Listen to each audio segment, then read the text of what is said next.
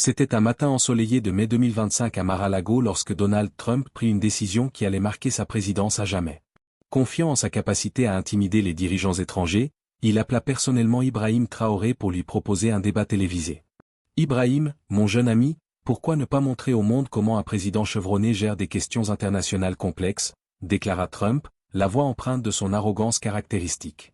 Ibrahim marqua une pause, surpris par la proposition directe. À 35 ans, il avait appris à se méfier des politiciens américains, en particulier de Trump. « Monsieur le Président, quel sujet souhaiteriez-vous aborder ?» demanda-t-il. « L'Afrique, le commerce, le développement, ce que vous, les Africains, devez apprendre de nous, » répondit Trump avec dédain. « Ce sera instructif pour votre peuple de voir comment fonctionne réellement l'Amérique. » Ibrahim sourit subtilement à l'autre bout du fil. « Proposition intéressante, Monsieur Trump. J'accepte, mais je suggère un format ouvert. Pas de scénario, pas de sujet restreint. Laissez la conversation se dérouler naturellement. » Trump éclata de rire. « Parfait. Plus c'est spontané, mieux c'est. Vous verrez comment un vrai président mène ses affaires. » Après avoir raccroché, Trump déclara à ses assistants. « Je vais humilier ce gamin africain à la télévision mondiale. Ce sera une leçon de véritable leadership. » À Ouagadougou, Ibrahim convoqua une réunion urgente avec le docteur Alon Urago. « Le docteur Trump vient de nous offrir une opportunité unique. Il sous-estime complètement notre préparation. » « Quel genre de préparation, Président ?» demanda le docteur Ouedraogo, perplexe. « Nous enquêtons depuis 3 ans sur les liens entre la Trump Organisation et des régimes africains corrompus. Nous n'avons jamais utilisé aucune information, mais Trump vient de nous y forcer, » dit Ibrahim avec un sourire froid. « S'il veut un débat sans tabou, nous lui en donnerons un. » La scène était prête pour une confrontation qu'aucun d'eux n'aurait pu entièrement anticiper. Dans les jours qui suivirent, Ibrahim Traoré se plongea dans des préparatifs qui allaient faire l'histoire. Dans une salle sécurisée du palais présidentiel, son équipe de renseignement lui présenta un dossier dévastateur sur les opérations secrètes de la Trump Organisation en Afrique. « Monsieur le Président, le major Umaru Sawadogo a trouvé des documents prouvant que l'organisation Trump a blanchi de l'argent pour des dictateurs africains entre 2018 et 2022, pour un total de 340 millions de dollars de transactions suspectes, » déclara un conseiller. Ibrahim étudia minutieusement les preuves, établissant des liens avec l'exploitation minière illégale. Confirmé. Monsieur, les sociétés Trump ont extrait illégalement des diamants et du coltan au Congo, au Tchad et au Mali, en versant des pots de vin à des fonctionnaires corrompus et en finançant des milices, répondit le major. Le docteur Ouedraogo présenta alors des documents encore plus sensibles. Monsieur le Président, nous avons appris que Trump a personnellement approuvé en 2021 une opération visant à déstabiliser le gouvernement Meillan afin d'obtenir des concessions minières pour son entreprise. Combien de morts cette opération a-t-elle causé ? Demanda Ibrahim, sa voix chargée d'indignation contenue. On estime que 2300 civils sont morts dans des conflits financés par la Trump Organisation, répondit le docteur Ouedraogo, d'un ton sombre. Ibrahim prit une grande inspiration. Et nous avons des preuves irréfutables, enregistrements audio, virements bancaires, courriels, documents signés par Trump lui-même. Tous ont été vérifiés par 3 agences de renseignement indépendantes, confirma le major Sawadogo. Pendant ce temps, à Washington, Trump se préparait d'une manière complètement différente. Ce sera du gâteau, disait-il à ses assistants. Un jeune Africain contre un président américain expérimenté. Je vais lui montrer comment fonctionne une vraie entreprise. Un assistant tenta de le prévenir. Monsieur le Président, Ibrahim Traoré a la réputation d'être très préparé. Trump ricana. Il est le président d'un pays que personne ne peut trouver sur une carte. Dans quelle mesure peut-il être préparé ? S'il avait su ce qu'Ibrahim avait découvert au sujet de ses opérations secrètes en Afrique, il n'aurait jamais passé cet appel. Je ne sais pas de quoi vous parlez, balbutia Trump, perdant pour la première fois son assurance habituelle. Ibrahim sourit calmement et brandit un document devant la caméra. Il s'agit du mémorandum que vous avez signé le 15 mars 2021, autorisant le versement de 23 millions de dollars à des milices au Mali pour des opérations minières sécurisées. C'est un faux document, cria Trump en se levant brusquement de sa chaise. Vérifié par 3 agences de renseignement indépendantes, répliqua calmement Ibrahim. Dont le FBI, qui, curieusement, n'a jamais enquêté sur vos activités africaines. Anderson Cooper était visiblement choqué. Président Traoré, accusez-vous le président Trump de financer des milices ? Je présente des preuves documentées, corrigea Ibrahim. L'opération African Diamond a causé 2300 morts parmi les civils au Mali, entre 2021 et 2022. Tout cela au profit des concessions minières illégales de la Trump Organisation. À l'écran défilèrent des images dévastatrices, villages incendiés, familles déplacées, enfants orphelins. Chacune de ces morts porte un nom, Monsieur Trump. Chaque famille détruite a payé le prix de vos transactions commerciales. Trump était visiblement paniqué. Il s'agit d'une campagne de diffamation orchestrée. Par qui? Demanda poliment Ibrahim. Par les familles que vous avez rendues orphelines. Par les gouvernements que vos opérations ont déstabilisés. Vous n'avez pas le droit de me destituer, hurla Trump. J'ai le droit de défendre mon continent contre des prédateurs qui se font passer pour des hommes d'affaires, répliqua Ibrahim avec une fermeté croissante. J'ai le droit de révéler la vérité sur un homme qui se présente comme un leader, tout en finançant le terrorisme. Il continua d'un ton inexorable. L'opération African Diamond n'était qu'une parmi une douzaine d'opérations similaires que nous avons documentées. Voulez-vous que je continue? Le silence de Trump en disait plus long que n'importe quelle réponse. Il avait été complètement pris de court par ce jeune homme qu'il considérait comme une proie facile. Ibrahim Traoré décida qu'il était temps d'exposer l'intégralité de ses preuves contre Trump. Puisque M. Trump nie African Diamond, parlons de l'opération Congo Raid, dit-il en feuilletant les pages de sa serviette. Non, cria Trump, avec désespoir. Je refuse de poursuivre cet interrogatoire. Monsieur Trump, intervint Anderson Cooper, vous avez accepté un format ouvert. Le président Traoré présente de graves allégations qui méritent une réponse. Ibrahim produisit un nouveau document. Congo Raid, 67 millions de dollars blanchis par l'intermédiaire de sociétés écrans de la Trump Organisation pour financer l'extraction illégale de coltan, un minerai essentiel pour les smartphones et ordinateurs portables. Il continua. L'opération a déplacé 45 000 familles congolaises, détruit 12 villages, et contaminé des rivières au mercure. Ibrahim poursuivait sans relâche. Tout cela pour que la Trump Organisation puisse contrôler 40% de la production illégale de coltan dans la région. Trump tenta une défense désespérée. Je n'ai jamais autorisé cela. Votre signature figure sur chaque document, l'interrompit Ibrahim en brandissant des contrats. Votre voix figure sur des enregistrements approuvant ces transactions. Vos comptes bancaires ont été valorisés. L'écran afficha alors des relevés bancaires accablants, des transferts de plusieurs dizaines de millions de dollars. Bank of America, Deutsche Bank, Crédit Suisse, tout avait traité des paiements que Trump savait provenir d'activités illégales en Afrique. Anderson Cooper, lui aussi, était visiblement sous le choc. Président Trump, comment expliquez-vous ces preuves? Trump tremblait. Il s'agit d'un complot international contre moi? Un complot, répéta Ibrahim avec un léger rire. Monsieur Trump, vous avez documenté vos propres crimes. Vous avez enregistré des conversations, signé des contrats, transféré de l'argent. Inutile de comploter quand vous avez laissé des traces. Mais Ibrahim n'en avait pas fini. La preuve la plus accablante reste cet enregistrement où vous ordonnez personnellement le meurtre d'un chef de communauté au Tchad, qui s'opposait à vos opérations minières. C'est un mensonge, cria Trump, mais sa voix était brisée. Un enregistrement de 47 minutes, vérifié par des experts en analyse vocale, répondit Ibrahim, implacable. Voulez-vous que je vous le passe en direct? Le silence complet de Trump confirma ce qu'Ibrahim affirmait, il détenait des preuves capables de le détruire complètement. Trump était désormais en panique totale, réalisant qu'Ibrahim lui avait tendu un piège d'une ampleur catastrophique. Ses mains tremblaient alors qu'il tentait de formuler une défense cohérente. Vous, les Africains, vous essayez de me faire chanter. Balbutia-t-il, la sueur ruisselant sur son front. Monsieur Trump, déclara Ibrahim avec un calme dévastateur. Le chantage consisterait à demander quelque chose en échange du silence. Je ne demande rien. Je dénonce des crimes. Il fixa la caméra. Pourquoi pensez-vous que j'ai accepté ce débat? Il ajouta.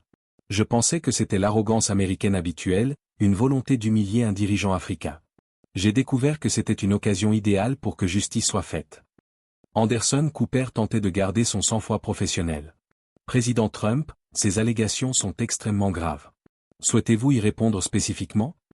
Je n'ai rien à répondre, explosa Trump. Et moi, je suis le président du pays que vos opérations ont tenté de détruire, répliqua Ibrahim fermement. Cela me donne le droit moral de dénoncer vos crimes contre mon peuple. Il montra alors une photo qui fit littéralement pâlir Trump. Trump serrait la main d'un célèbre chef de guerre africain. Cette photo datait d'une réunion secrète de 2020, où il avait promis 50 millions de dollars à Kon Matsuda en échange de la protection de ses opérations au Tchad. Comment avez-vous obtenu cette photo? Murmura Trump, visiblement sous le choc. Koné travaille pour nous depuis 3 ans, révéla Ibrahim avec un sourire glacial. Chaque réunion, chaque transaction, chaque crime que vous avez commis en Afrique a été documenté par nos services de renseignement. Il ajouta, implacable. Vous pensiez que l'Afrique était le terrain de jeu de vos machinations criminelles. Vous venez de découvrir que nous surveillons vos moindres faits et gestes. Trump tenta de se lever et de quitter le plateau, mais il réalisa qu'il était diffusé en direct dans le monde entier. Vous ne pouvez pas partir maintenant, monsieur Trump, dit Ibrahim doucement. Le monde entier vous regarde. Quel genre de dirigeant fuit devant la vérité? Le piège était parfait. Trump était acculé, sans issue. Ibrahim Traoré décida alors de faire une révélation qui le détruirait complètement. Mais il y a autre chose, monsieur Trump. Quelque chose qui explique pourquoi vous n'avez jamais fait l'objet d'une enquête pour tous ces crimes aux États-Unis. Trump observait la scène avec une terreur croissante, sentant le coup de grâce approcher. Nous avons découvert que vous avez partagé les bénéfices de vos opérations africaines avec des politiciens américains, afin d'obtenir une protection juridique, dit Ibrahim en sortant un dernier dossier. La liste comprend 2 sénateurs, un juge fédéral et 3 agents du FBI. Le silence fut total. Le sénateur Richard Burton a reçu 12 millions de dollars via une fondation fictive. Le juge William Hay, 8 millions via des investissements fictifs. Le directeur adjoint du FBI, Michael Ross, 5 millions en fausses prestations de conseil. Anderson Cooper n'en revenait pas. Président Traoré, alléguez-vous une corruption systématique du gouvernement américain? Je ne l'allègue pas. Je prouve une corruption systématique, répondit Ibrahim en montrant les preuves, virements bancaires, contrats, relevés. La Trump Organisation n'a pas seulement commis des crimes en Afrique. Elle a corrompu le système judiciaire américain pour éviter d'en assumer les conséquences. Trump pleurait désormais ouvertement, accablé par l'ampleur des révélations. S'il vous plaît, arrêtez. Arrêtez, dit Ibrahim, la voix lourde d'une indignation froide. Vous voulez que j'arrête de révéler la vérité sur l'homme qui a financé un génocide pour s'enrichir grâce aux minerais? Il continua. Les 2300 familles tuées au Mali ne peuvent mettre fin à leur souffrance. Les 45 000 personnes déplacées au Congo ne peuvent effacer leur douleur. Pourquoi devrais-je cesser de réclamer justice? Ibrahim regarda droit dans la caméra. Le monde doit savoir que certains dirigeants sont des criminels déguisés. Que l'Afrique n'est pas un terrain de jeu pour les prédateurs occidentaux. Et il doit savoir que les jeunes dirigeants africains n'ont plus peur de dire la vérité, peu importe la puissance du criminel. Trump ne disait plus rien. Il ne niait plus. Il ne se défendait plus. Il était vaincu, exposé dans toute sa brutalité. L'homme que le monde avait craint pendant des années apparaissait désormais tel qu'il était, un criminel mis à nu. Monsieur Trump, dit enfin Ibrahim, merci pour ce débat. Vous m'avez offert la tribune idéale pour sensibiliser le monde à vos crimes. L'homme le plus puissant du monde avait été déchiqueté par un jeune président de 35 ans qu'il avait cruellement sous-estimé. Dans les heures qui suivirent ce débat historique, le monde entier fut sous le choc. Les réseaux sociaux explosèrent, les révélations d'Ibrahim furent partagées des milliards de fois. Les hashtags crime de Trump et #justice pour l'Afrique étaient en tête dans 112 pays. Je n'ai jamais vu un tel effondrement politique, déclara un analyste de la BBC. Ibrahim Traoré vient de changer l'histoire du monde, en direct à la télévision. À la Maison-Blanche, c'était la panique. Le vice-président tenta de prendre le contrôle. Trump s'était enfermé dans le bureau ovale, refusant de parler à quiconque. Nous avons besoin d'une déclaration immédiate, cria le chef de cabinet. Le président est en état de choc total. Le Congrès américain convoqua une session d'urgence. Les preuves présentées par le président Traoré exigent une enquête et une destitution immédiate, déclara la présidente de la Chambre. Le FBI ouvrit une enquête criminelle, admettant officieusement que les documents semblent authentiques. Plusieurs responsables fédéraux furent placés sous surveillance. L'Union africaine vota à l'unanimité la poursuite de Donald Trump pour crime de guerre. Les marchés financiers mondiaux s'effondrèrent. L'instabilité politique américaine est sans précédent, titra le Wall Street Journal.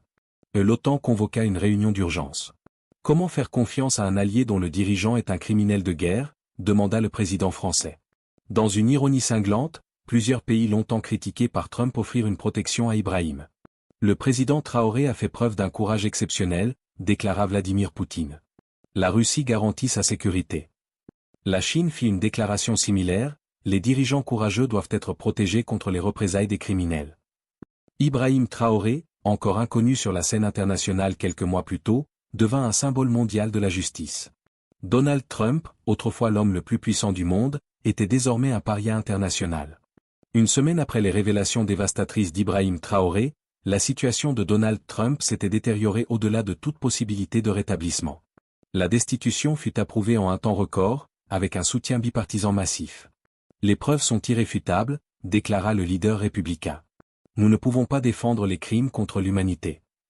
Le FBI arrêta une douzaine de fonctionnaires corrompus identifiés par Ibrahim, dont un sénateur et un juge fédéral.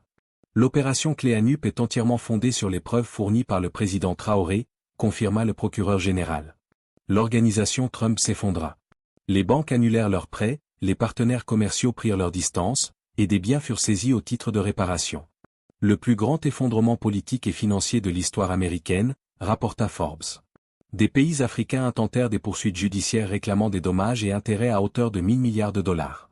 Trump doit des réparations à chaque famille que ces opérations ont détruite, déclara un avocat représentant les victimes.